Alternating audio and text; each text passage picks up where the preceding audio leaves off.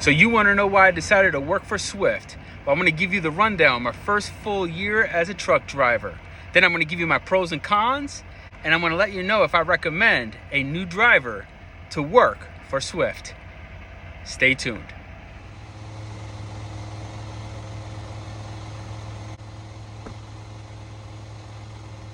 Before I begin, please share, like, and subscribe to this channel. It will let me know that you're actually enjoying what I'm putting out.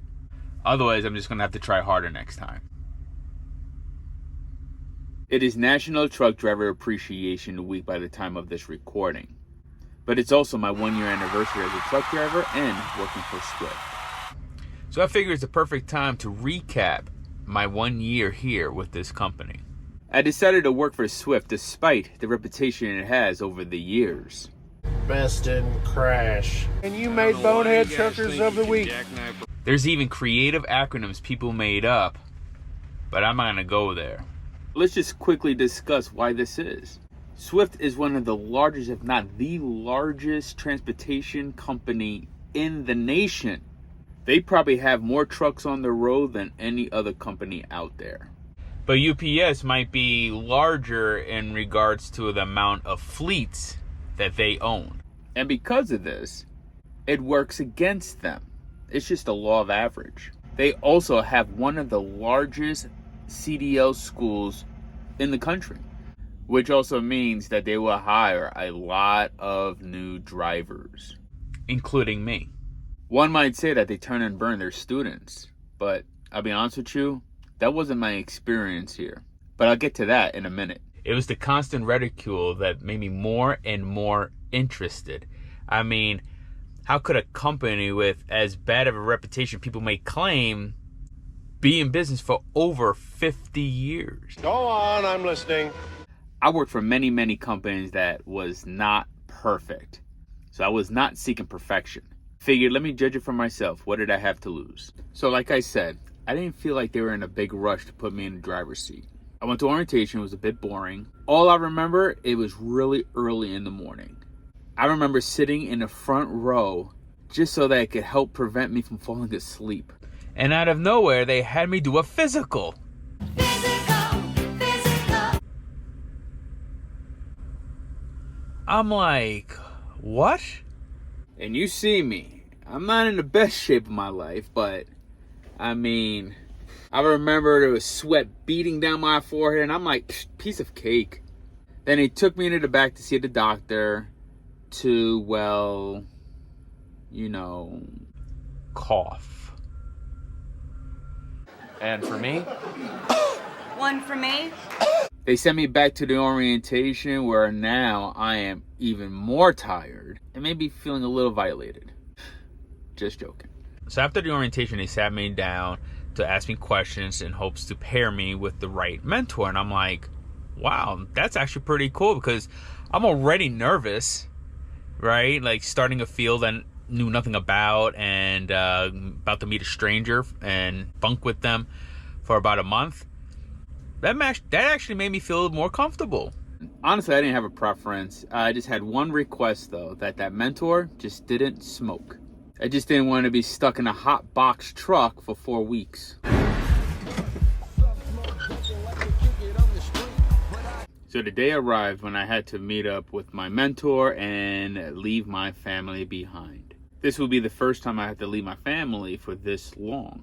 That first day was such a mess. I remember my fiance was really sick that day. So before she dropped me off at the terminal, we went to the pharmacy so I could get her some medicine. And I really wanted to stay behind just so I could take care of her. At least that's how I remembered it. So I meet my mentor and he helped me bring my bags into the truck. And then we head out to get the trailer washed. He was on the phone and I was sitting in the passenger seat, left with my thoughts, not knowing what was in store for me. Then he gets off his phone and the first thing he asks me, do you smoke?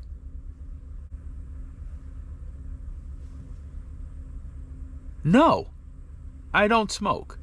Then he says, well, I do. I hope that's not gonna be a problem. Surely you can't be serious. I am serious. And don't call me Shirley. The one thing that I asked for, was so that mentor did not smoke. They had one job, and they give me the one mentor that smoked. So you can see how this is going so far for me. I mean, why even bother asking me questions so they could pair me up with the right mentor if you're just going to do the opposite anyway? With my fiance not feeling well, I'm already nervous for leaving a field to start a new one that I know nothing about. And with the lack of communication on Swift's side, I was this close asking my mentor to pull over so I could call up my fiance and ask her to pick me up. But I stuck through it. I mean, I already paid for the CDL school.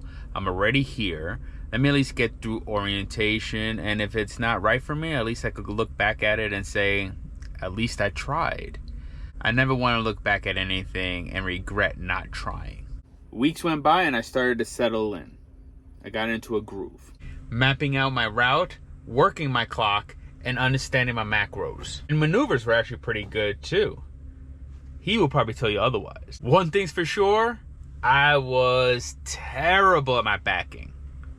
Terrible. Like really bad. And as I would drive, he would turn on his GoPro, and I didn't think much of it at the time.